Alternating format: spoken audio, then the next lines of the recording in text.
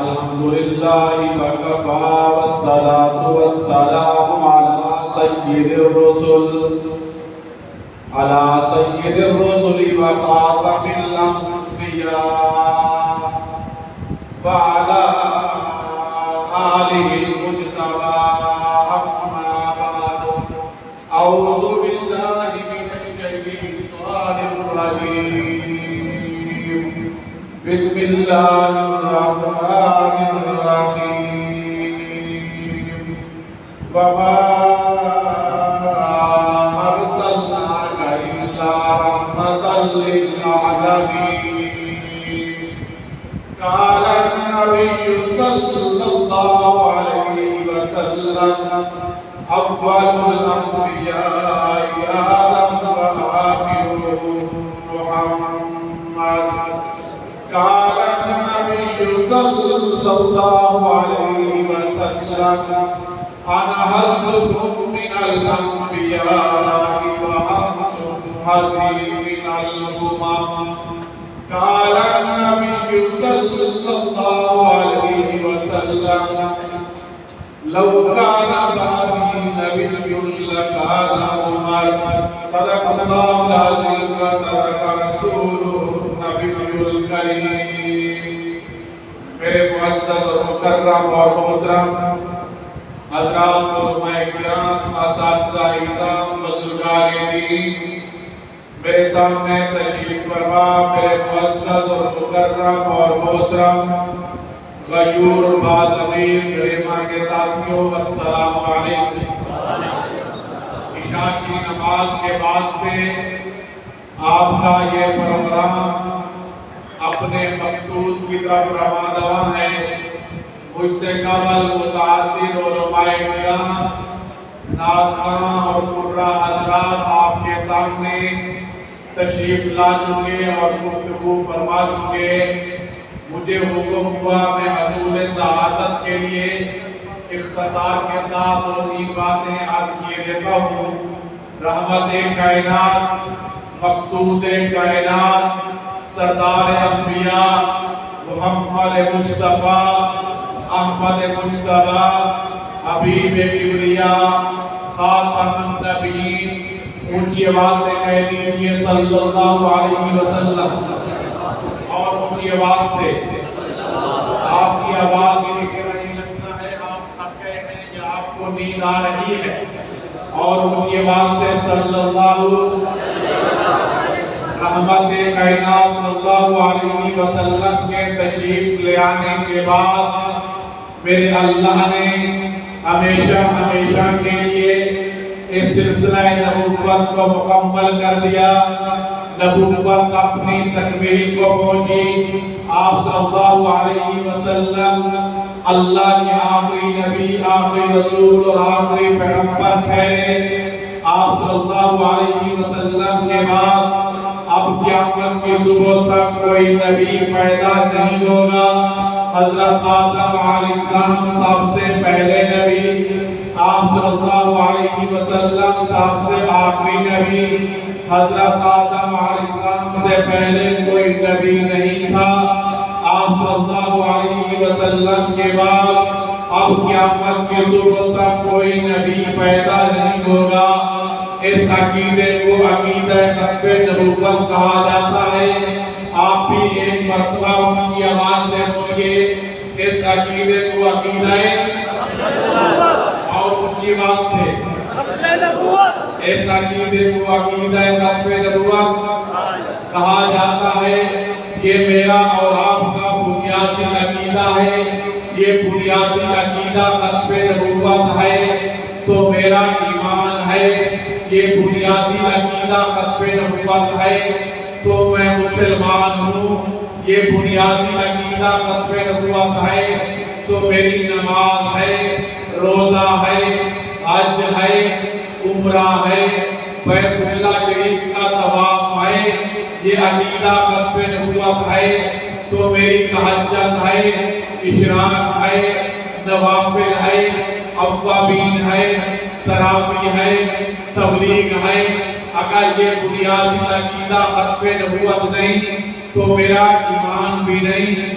میں مسلمان بھی نہیں، یہ بنیادی عقیدہ ختم نبوت نہیں تو میری نماز بھی نہیں، روزہ بھی نہیں، حج بھی نہیں، عمرہ بھی نہیں، بیت اللہ شریف کا طواف بھی نہیں، تہجد بھی نہیں۔ اگر یہ عقیدہ ختم نبوت نہیں تو تراویح بھی نہیں، تبلیغ بھی نہیں، اوابین بھی نہیں۔ یہ عقیدہ ختم نبوت ہے تو سب کچھ ہے، یہ عقیدہ نہیں تو اونچی بات سے بولیے، یہ عقیدہ نہیں تو یہ عقیدہ ہے تو سب کچھ ہے، یہ عقیدہ ختم نبوت نہیں تو کچھ بھی نہیں۔ آج جو کچھ بھی میرے پاس ہے یہ حضور کی ختم نبوت کا صدقہ ہے۔ آج میرے پاس نماز ہے یہ حضور کی ختم نبوت کا صدقہ، میرے پاس روزہ ہے حضور کی ختم نبوت کا صدقہ، میرے پاس حج ہے حضور کی ختم نبوت کا صدقہ، میرے پاس عمرہ ہے حضور کی ختم نبوت کا صدقہ، میرے پاس بیت اللہ شریف کا طواف ہے حضور کی ختم نبوت کا صدقہ، میرے پاس تہجد ہے حضور کی ختم نبوت کا صدقہ، میرے پاس اشراق ہے حضور کی ختم نبوت کا صدقہ، میرے پاس تراویح ہے حضور کی ختم نبوت کا صدقہ، میرے پاس جمعہ ہے حضور کی ختم نبوت کا صدقہ، میرے پاس قرآن جیسی مقدس کتاب ہے حضور کی ختم نبوت کا صدقہ، میرے پاس مسجد ہے حضور کی ختم نبوت کا صدقہ، میرے پاس رمضان ہے حضور کی ختم نبوت کا صدقہ۔ گویا کہ آج جو کچھ بھی میرے پاس ہے یہ حضور کی ختم نبوت کا اونچی بات سے حضور کی ختم نبوت کا صدقہ ہے۔ آپ کی اس مسجد کے اندر تبلیغی جماعت آتی یا نہیں آتی؟ اونچی بات سے بولیے، تبلیغی جماعت آتی ہے۔ تبلیغی جماعت والے کھڑے ہو کر جس وقت بیان کرنے لگتے ہیں وہ اپنے بیان کا اصلاح ان الفاظ سے لیتے ہیں کہ یہ جو ہمیں تبلیغ کا کام ملا ہے یہ بھی حضور کی ختم نبوت کے صدقے میں ملا ہے۔ کہتے ہیں نہیں کہتے؟ یہ جو ہمیں تبلیغ کا کام ملا ہے یہ بھی حضور کی ختم نبوت کے صدقے میں ملا ہے۔ گویا کہ آج جو کچھ بھی میرے پاس ہے یہ حضور کی ختم نبوت کا صدقہ ہے۔ بس میں ختم نبوت کے حوالے سے اتنی گفتگو کرنی تھی، توجہ فرمائیے۔ یہ میرا ملک کب بنا تھا؟ کب؟ اونچی بات سے بولیے۔ 14 اگست 1947 کو یہ میرا ملک مرز وجود میں آیا تھا۔ یہ کلمہ طیبہ کی بنیاد پر محمد رسول اللہ کے نام پر بنا تھا۔ کس کے نام پر؟ اونچی بات سے بولیے۔ میں نے آدھے گھنٹے سے زیادہ گفتگو نہیں کرنی، میں چاہتا ہوں جو بات کروں آپ کو سمجھا کر جاؤں۔ یہ ملک بنا تھا کلمہ طیبہ کی بنیاد پر محمد رسول اللہ کے نام پر۔ بڑی قربانی دینے کے بعد یہ ملک مرز وجود میں آیا تھا۔ 6 لاکھ مسلمانوں نے اپنی جان کا نذرانہ پیش کیا تھا۔ 6 لاکھ مسلمانوں نے اپنے جسم کے ٹوٹے ٹکڑے کرائے تھے۔ 6 لاکھ مسلمانوں نے اپنے بچوں کو یتیم کرایا تھا۔ 6 لاکھ مسلمانوں نے اپنے گھر چھوڑے تھے، اپنے علاقوں کو خیرباد کہا تھا۔ نعرہ تکبیر، اللہ اکبر۔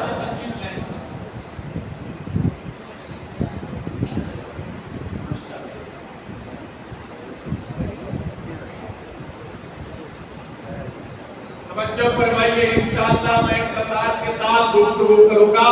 حضرت تشریف لائے، مفصل خطاب ہوگا ہوگا۔ اتنی بڑی قربانی دینے کے بعد یہ ملک کلمہ طیبہ کی بنیاد پر مرز وجود میں آیا تھا۔ 1947 کو یہ ملک بنا تھا۔ 1947 سے لے کر 1974 تک توجہ فرمائیے، 1947 سے لے کر 1974 تک میرے اس ملک پاکستان میں حضور کے دشمن قادیانیوں کو پالا گیا، ان کی آبیاری کی گئی، ان کو پروان چڑھایا گیا۔ حالات یہ تھی کہ 1947 سے لے کر 1974 تک قادیانی اور مرزائی میرے نبی کے باغی میرے نبی کے دشمن، ملک کے باغی، دین اسلام کو مٹانے والے، دین اسلام کے دشمن اس ملک پاکستان کے اندر ان کی آبیاری کی گئی۔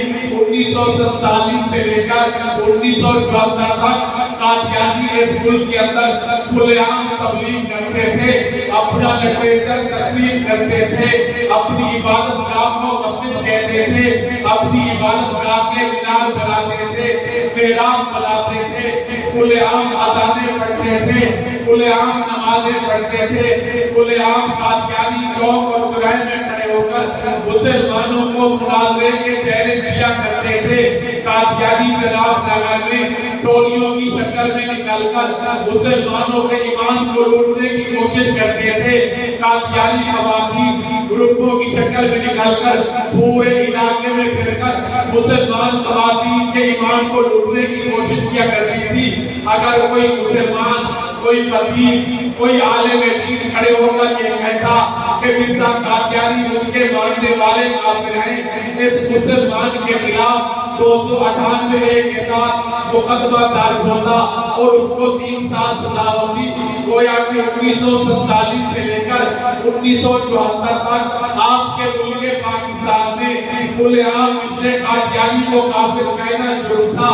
اگر ایک اور بات کہوں تو آپ توجہ فرمائیے کہ 1947 سے لے کر 1974 تک کھلے عام چوک چوراہے میں کھڑے ہو کر، روڈ کے اوپر کھڑے ہو کر ختم نبوت کا زندہ باد کا نعرہ لگانا بھی میرے ملک کے اندر جرم تھا۔ 1947 سے لے کر 74 تک کوئی کھلے عام چوک میں کھڑے ہو کر ختم نبوت زندہ باد کا نعرہ اونچی بات سے بولیے نہیں لگا سکتا تھا۔ 1953 کی تاریخ کے اندر 10,000 مسلمانوں کو لاہور جیسے شہر میں اس جرم کی پاداش میں شہید کر دیا گیا کہ وہ چوک کے اندر کھڑے ہو کر کہتے ہیں ختم نبوت زندہ باد سے، کیا کہتے تھے؟ ختم نبوت زندہ باد کہنا جرم تھا۔ گولی آتی سینے میں لگتی، گرتے شہید ہو جاتے۔ جامع مسجد وزیر خان میں ایک مسلمان اذان پڑھنے کے لیے کھڑا ہوا، اس نے کھڑے ہو کر کہا اللہ اکبر، گولی آئی شہید کر دیا گیا۔ دوسرا اذان کو مکمل کرنے کے لیے دوسرا مسلمان کھڑا ہوا، اس نے بھی کہا اللہ اکبر، اس کو بھی شہید کر دیا گیا۔ تیسرا کھڑا ہوا، اس نے کہا اللہ اکبر، اس کو بھی شہید کر دیا گیا۔ چوتھا کھڑا ہوا، اس نے کہا اللہ اکبر، اس کو بھی شہید کر دیا گیا۔ پانچواں کھڑا ہوا، اس نے کہا اشہد ان لا الہ الا اللہ، اس کو بھی شہید کر دیا گیا۔ چھٹا کھڑا ہوا، اس نے کہا اشہد ان لا الہ الا اللہ، اس کو بھی شہید کر دیا گیا۔ ساتواں کھڑا ہوا، اس نے کہا اشہد ان محمد رسول اللہ، اس کو بھی شہید کر دیا گیا۔ 20 مسلمانوں کو صرف اذان مکمل کرنے کے لیے شہید کر دیا گیا۔ گویا کہ ختم نبوت کا نعرہ لگانا جرم تھا۔ 1974 میں جناب نگر کے ریلوے اسٹیشن پر جب ٹرین پہنچی، اس ٹرین کے اندر ملتان میڈیکل کالج کے اسٹوڈنٹ سفر کر رہے تھے۔ قادیانیوں نے اپنی عادت کے مطابق، اپنی روٹین کے مطابق اس ٹرین کے اندر لٹریچر تقسیم کرنا شروع کیا، کتابیں تقسیم کرنا شروع کیے، اور اسٹوڈنٹ کو بھی لٹریچر دیا گیا، اور اسٹوڈنٹ کو بھی کتابیں دیے گئے۔ انہوں نے کتابیں جب کھول کر پڑھے، اس لٹریچر کے اندر یہ لکھا کہ مرزا غلام قادیانی خود خدا ہے۔ اس لٹریچر کے اندر یہ لکھا کہ مرزا غلام قادیانی تمام انبیاء سے بہتر ہے۔ اس لٹریچر کے اندر یہ لکھا کہ مرزا غلام قادیانی آخری نبی ہے۔ اس لٹریچر کے اندر یہ لکھا کہ مرزے کو دیکھنے والا صحابی ہے، مرزے کی بیوی ام المؤمنین ہے، مرزے کی بیٹی سیدہ النساء ہے، مرزے کا گھرانہ اہل بیت ہے، مرزے کو ماننے والا مسلمان ہے، مرزے کی نجات مدار نجات ہے۔ جب ان سورج نے یہ لٹریچر پڑھا کہ مرزا خدا مرزا قادیانی خود خدا ہے، ان کے جذبات بنے۔ ایک اسٹوڈنٹ ڈبے میں کونے میں کھڑے ہو کر اس نے نعرہ لگایا ختم نبوت زندہ باد، ختم نبوت زندہ باد۔ نوجوانوں نے جواب دیا زندہ باد۔ آواز بلند ہوئی، قادیانی ایوانوں تک پھیل گئی۔ قادیانی گماشتوں کو بھیجا گیا، قادیانی نوجوانوں کو بھیجا گیا، قادیانی لونڈوں کو بھیجا گیا، کسی کے ہاتھ میں سریا، کسی کے ہاتھ میں لاٹھی، کسی کے ہاتھ میں ڈنڈا۔ اسٹیشن پر پہنچے، ان نوجوانوں کو پکڑا گیا جنہوں نے نعرے لگائے تھے ختم نبوت زندہ باد کے، ان کو پکڑا گیا، مارا گیا، پیٹا گیا، کسی کا بازو توڑ دیا گیا، کسی کی ٹانگ توڑ دی گئی، کسی کا سر پھوڑ دیا گیا، کسی کا ناک توڑ دیا گیا، زخمی کیا گیا، ان کو ڈبوں سے نکال کر پلیٹ فارم پر گھسیٹا گیا اور مارا گیا، زخمی کیا گیا۔ اس ظلم کی بنیاد پر پورے ملک کے اندر ختم نبوت کی تحریک کو کھڑا کر دیا گیا۔ ہمارے بزرگوں نے تحریک چلائی، تحریک نے زور پکڑا، پورا ملک جام کر کے رکھ دیا گیا، اسٹیشن بھی بند کر دیے گئے، ٹرینیں بھی بند کر دی گئی، لاری اڈے بھی بند کر دیے گئے، مارکیٹیں بند کر دی گئی، سکول بند کر دیے گئے، مدارس بند کر دیے گئے۔ ایک ہی مطالبہ تھا، ایک ہی نعرہ تھا، ایک ہی آواز تھی، ایک ہی مطالبہ تھا کہ اس وقت تک ہم اپنے گھروں کو واپس نہیں جائیں گے جب تک قادیانیوں کو غیر مسلم اقلیت قرار نہیں دیا جا سکتا۔ اس ظلم کی برداشت مت نہیں چلی، تحریک نے زور پکڑا۔ جناب ذوالفقار علی بھٹو صاحب کا دور حکومتی، ذوالفقار علی بھٹو نے مفکر اسلام حضرت مولانا مفتی مامون سے درخواست کی، ایسا کیوں نہ کر لیا جائے کہ اس تحریک کو پارلیمنٹ میں لایا جائے، مرزا ناصر کو پارلیمنٹ میں بلا لیا جائے، اس سے سوال و جواب کیے جائیں تاکہ پانی کا پانی، دودھ کا دودھ ہو جائے، ہمیں نتیجے تک پہنچنے میں آسانی ہو جائے۔ حضرت مولانا مفتی مامون رحمہ اللہ نے فرمایا یہ تو میرے دل کی خواہش ہے کہ پارلیمنٹ کے اندر قادیانیوں کو بلایا جائے تاکہ پوری دنیا کے سامنے ان کا کفر عیاں ہو جائے۔ مرزا ناصر کو پارلیمنٹ کے اندر بلایا گیا، کسی ارکان پارلیمنٹ کو مرزا ناصر سے سوال کرنے کی اجازت نہیں دی۔ اٹارنی جنرل یحییٰ بختیار سوال کرنا تھا، اٹارنی جنرل یحییٰ بختیار نے 13 دن بحث کی، مرزا ناصر کے سامنے قادیانیت نے کفر کو واضح کیا، قادیانیت نے کفر کو کھولا، ختم نبوت کے حوالے سے دلائل دیے۔ میرے دوستوں میں تفصیلات میں نہیں جانا چاہتا، اٹارنی جنرل یحییٰ بختیار نے مرزا ناصر کے سامنے قادیانی کی ایک کتاب کھولی، آئینہ کمالات اسلام، اس کا صفحہ نمبر 547 اور 40 نکالا۔ مرزا ناصر سے کہا، مرزا ناصر آپ کے دادا کی کتاب ہے، اس کتاب کے اندر ایک بات لکھی ہوئی ہے۔ مرزا غلام قادیانی نے لکھا ہر وہ شخص جو مرزا قادیانی کو نبی نہیں مانتا، وہ ایم ایل اے ہو، وہ ایم پی اے ہو، وہ سپیکر ہو، وہ جج ہو، وہ جسٹس ہو، وہ وکیل ہو، وہ ڈاکٹر ہو، وہ کسان ہو، وہ ٹیچر ہو، وہ پروفیسر ہو، وہ انجینئر ہو، وہ پائلٹ ہو، ہر وہ شخص جو مرزا قادیانی کو نبی نہیں مانتا وہ بدکار عورتوں کی اولاد ہے۔ آپ کی کتاب کے اندر یہ لکھا ہوا ہے، جو مرزا قادیانی کو نبی نہیں مانتا وہ کتنیوں کی اولاد ہے۔ آپ کی اس کتاب کے اندر یہ لکھا ہوا ہے۔ یہ سوال کرنے کے بعد اٹارنی جنرل یحییٰ بختیار نے پورے ارکان پارلیمنٹ سے پوچھا، پوری پارلیمنٹ سے پوچھا، اے پارلیمنٹ آپ بتائیں آپ مرزا قادیانی کو نبی مانتے ہیں یا نہیں؟ پوری پارلیمنٹ نے کہا ہم مرزا قادیانی پر لعنت بھیجتے ہیں۔ اونچی بات سے ہم اس کو نبی نہیں مانتے، ہم اس پر لعنت بھیجتے ہیں، ہم اس کو نبی نہیں مانتے۔ اٹارنی جنرل یحییٰ بختیار نے مرزا ناصر کو کہا، مرزا ناصر یہ پوری پارلیمنٹ مرزا قادیانی پر لعنت بھیج رہی ہے، یہ تو مرزا قادیانی کو نبی نہیں مانتے۔ آپ کی اس کتاب کے اندر یہ لکھا ہوا ہے جو مرزا قادیانی کو نبی نہ مانے وہ بدکار عورتوں کی اولاد ہے۔ اس پارلیمنٹ کے متعلق آپ کی کیا رائے ہے؟ یہ تو مرزا کو نبی نہیں مان رہے۔ مرزا ناصر نے کہا اس پوری پارلیمنٹ کے متعلق میری وہی رائے ہے جو اس کتاب کے اندر لکھا ہوا ہے۔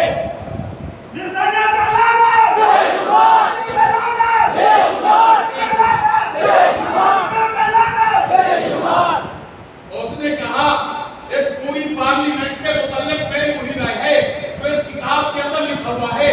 جب جناب ذوالفقار علی بھٹو نے ان سے یہ بات سنی، ذوالفقار علی بھٹو اٹھ کھڑے ہوئے، ان کی آنکھوں میں خون اتر آیا۔ ذوالفقار علی بھٹو نے کھڑے ہو کر کہا اس بد نصیب کو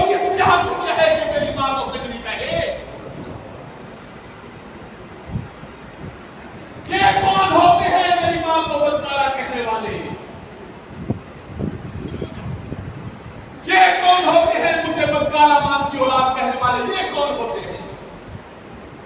इनको जुर्रत किस तरह हुई कि पूरी पार्लियामेंट में नतंयाहू की औलाद कही?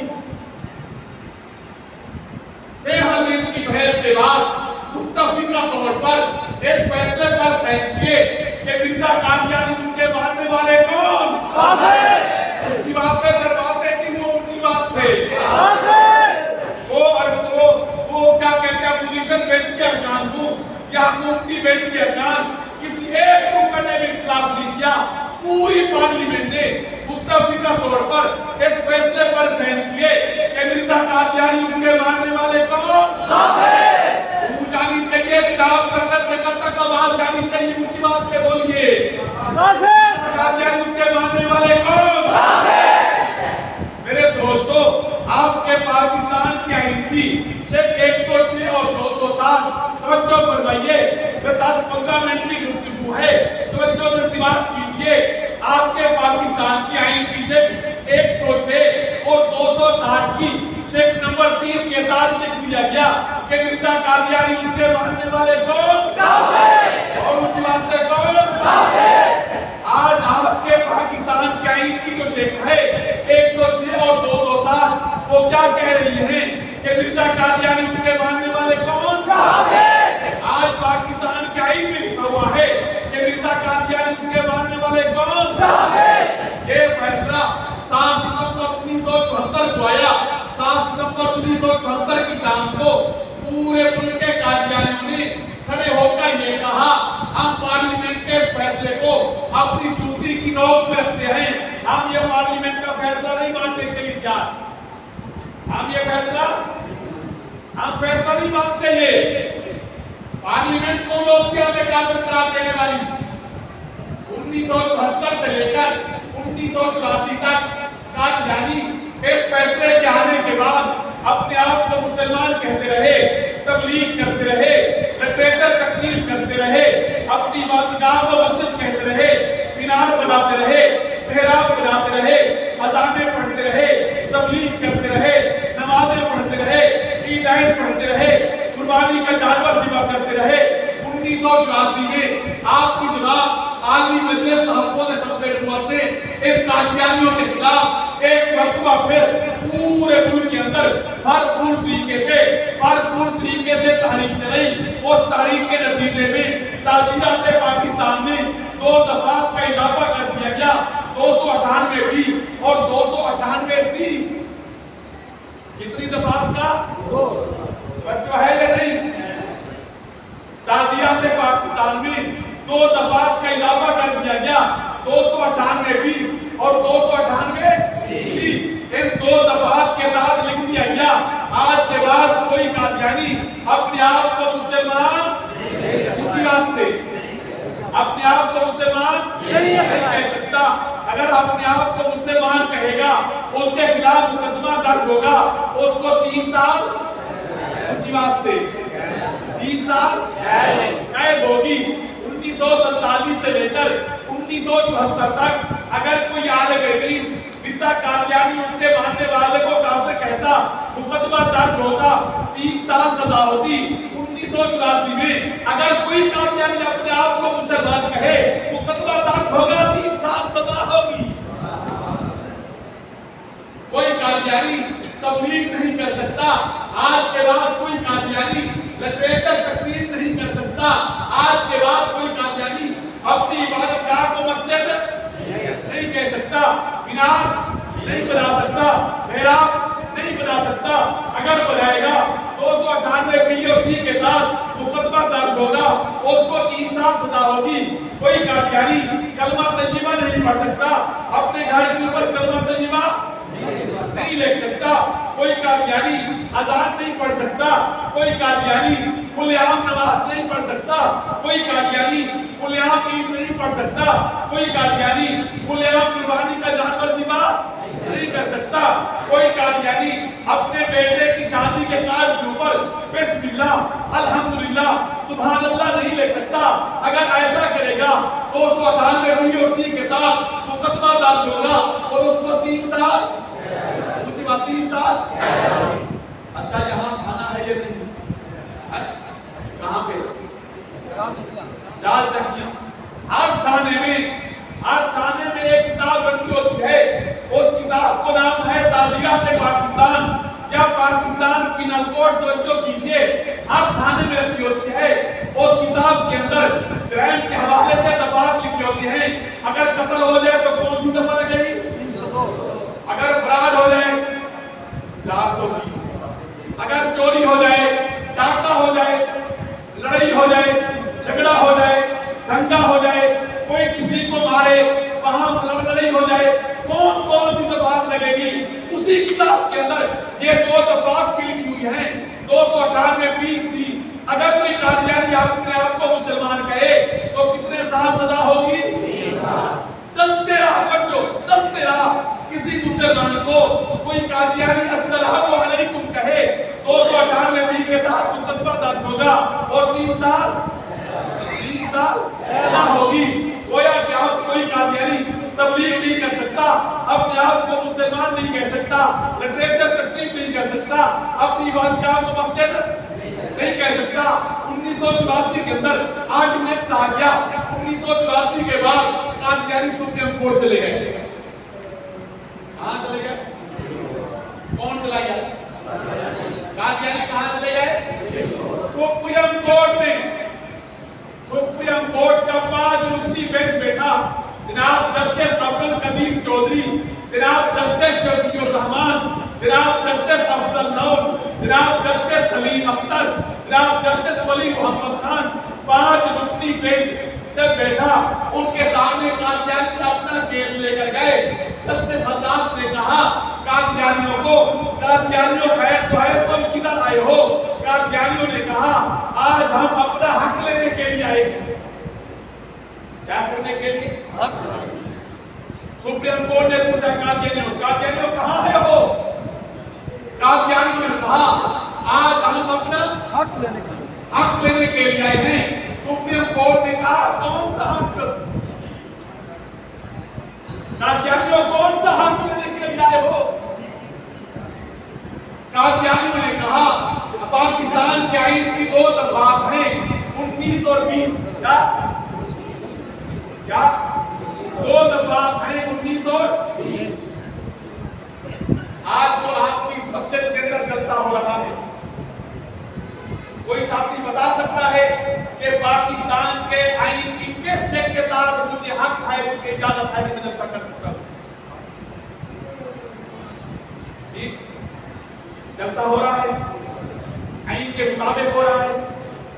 پاکستان کا آئین مجھے اجازت دیتا ہے کہ میں جلسہ کروں. جی اجازت دیتا ہے, مجھے حق دیتا ہے. یہ پاکستان کی 2 دفعات ہیں 19 اور 20. یہ مجھے حق دیتی ہیں دونوں دفعات کہ میں خطبہ نبوت کے عنوان پر جلسہ کر سکتا ہوں, میں تبلیغ کر سکتا ہوں, سیرت کے عنوان پر کانفرنس کر سکتا ہوں. جتنے بھی پاکستان میں پال کے بستی ہیں, مسلمان, ہندو, سکھ, یہودی اور عیسائی, تمام برابر کے حقوق یہ دونوں سکے دیتی ہیں. وہ اپنے مذہب کی تبلیغ کر سکتی ہیں, لیکن کچھ شرائط کے ساتھ. شرائط کے ساتھ. قادیانی نے سپریم کورٹ کو کہا کہ 19 اور 20 جو سکے ہیں کہ ہمیں حق دیتی ہے تبلیغ کرنے کا, لیکن 298 B اور C وہ ہمیں روکتی ہے کہ تم تبلیغ نہیں کر سکتے. 19 اور 20 ہمیں تم تبلیغ کر سکتے ہو. آج سپریم کورٹ میں ہم اپنا حق لینے کے لیے آئے ہیں. سپریم کورٹ نے قادیانیوں کو کہا کہ تم غلط آ گئے ہو, تمہیں کوئی حق ملنے والا نہیں. قادیانی نے کہا کہ صاحب ہمیں کیوں حق ملنے والا نہیں؟ یہ 2 سکے ہیں, آئین کی سکے ہیں, ان کی تشریح کر دیجئے. یہ دونوں سکے ہمیں حق دیتی ہیں کہ ہم تبلیغ کر سکتے ہیں.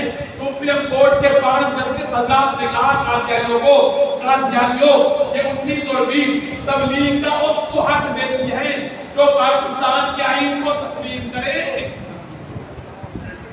جو ہے یہ 19 اور 20 کو اس کو حق دیتی ہے جو پاکستان کے آئین کو تسلیم کرے, پاکستان کے آئین کو مانے, پاکستان کے آئین کا احترام کرے, اس کو حق دیتی ہے 19 اور 20 تبلیغ کرنے کا.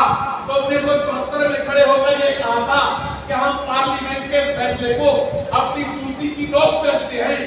پارلیمنٹ کا فیصلہ آئین ہوا کرتا ہے، تو اپنے آئین کے متعلق کہا تھا اس آئین کو ہم اپنی چونٹی کی نوک میں رکھتے ہیں۔ جب تم آئین کو اپنی چونٹی کی نوک میں رکھتے ہو، پھر آئین کی سیکشن 19 اور 20 تمہیں تبلیغ کا کوئی حق نہیں دیتی۔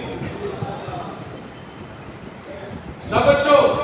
نمبر 2، سپریم کورٹ نے کہا قادیانیوں کو، قادیانیوں پاکستان کے آئین میں دی گئی جو آپ کی حیثیت ہے، سپریم کورٹ نے کیا کہا؟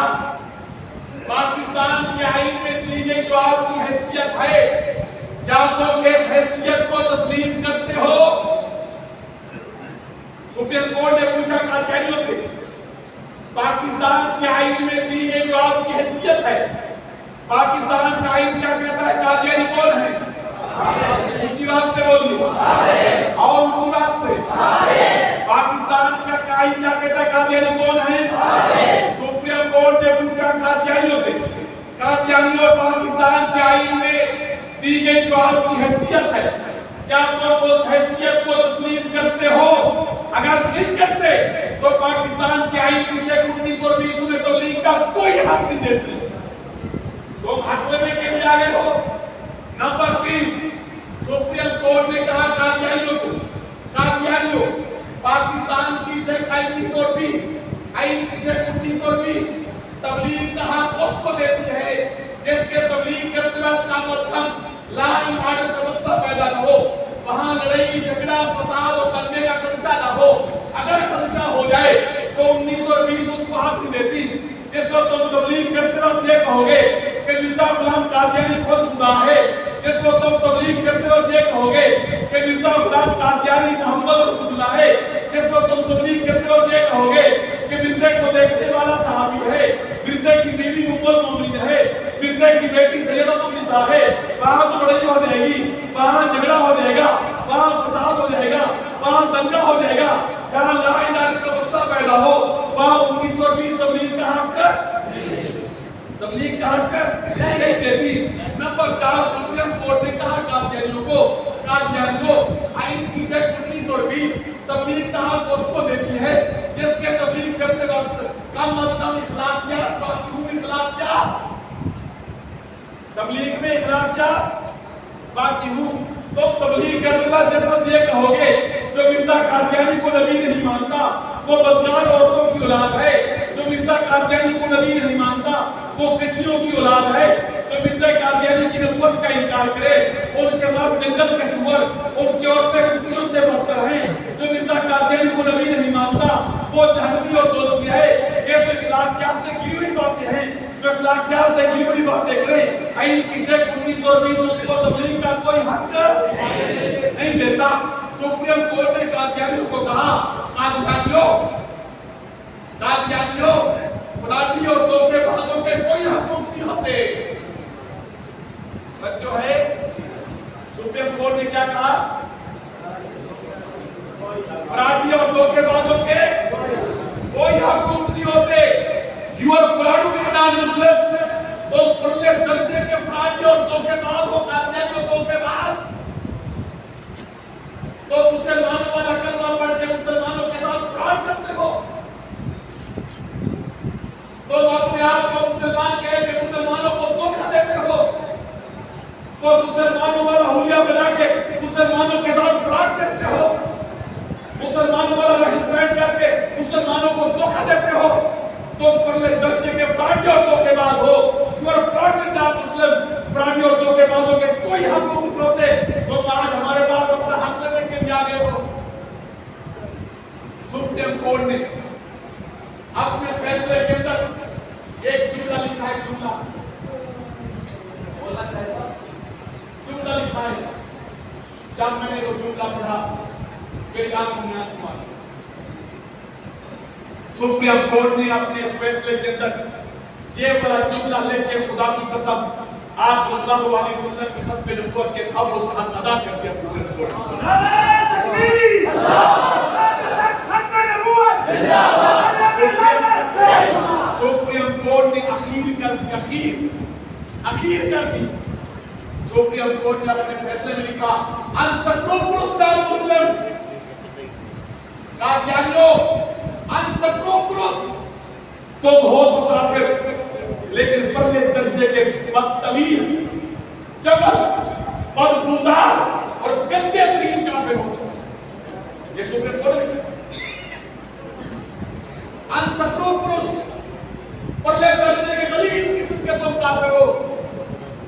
سپریم کورٹ نے ظہیر الدین غلام سرکار فیصلے میں ایک اور بات لکھی ہے. سپریم کورٹ نے لکھا ہے اگر کوئی قادیانی کلمہ طیبہ پڑھے، اپنے گھر کے اوپر کلمہ طیبہ لکھے یا اپنے آفس کی ٹیبل کے اوپر کلمہ طیبہ لا کے لکھ کے رکھے، اس قادیانی کے خلاف 298 کے تحت نہیں بلکہ 295 کے تحت مقدمہ درج ہوگا، جس کی سزا سزائے موت ہے. اس لیے جس وقت کوئی قادیانی کلمہ پڑھتا ہے، کلمہ طیبہ میں لفظ محمد سے مراد وہ قادیانی مرزا غلام قادیانی کو مراد دیتا ہے. جب ہم کلمہ پڑھتے ہیں تو محمد سے مراد کیا لیتے ہیں؟ اونچی آواز سے بولیے، حضرت محمد رسول اللہ، مکہ اور مدینہ والے محمد، ہم حضور کو لیتے ہیں. لیکن جب قادیانی کلمہ پڑھتے ہیں تو محمد سے مراد کیا لیتے ہیں؟ مرزا غلام قادیانی کو لیتے ہیں. سپریم کورٹ نے لکھا ہے کہ جب کوئی قادیانی کلمہ پڑھتا ہے، محمد سے مراد مرزا قادیانی کو لیتا ہے.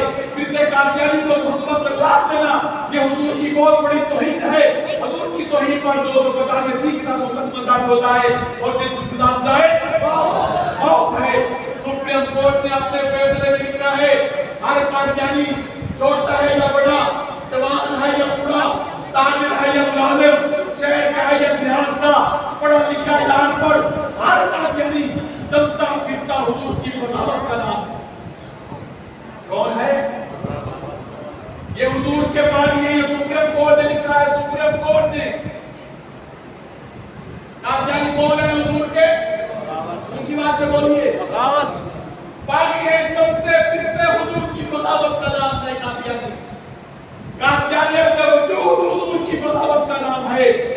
آئیے آج میں اور آپ اس جلسے کے توسط سے یہ فیصلہ کر کے اٹھیں، انشاءاللہ جب تک جان میں جان ہے حضور کی ختم نبوت کا تحفظ کیا جائے گا، حضور کے باغوں کا مقابلہ کیا جائے گا انشاءاللہ. آپ کیا کر کے وعدہ کیجئے کرو گے انشاءاللہ. اللہ آپ کی خیر عطا فرمائے. آخر دعوانا الحمدللہ رب العالمین.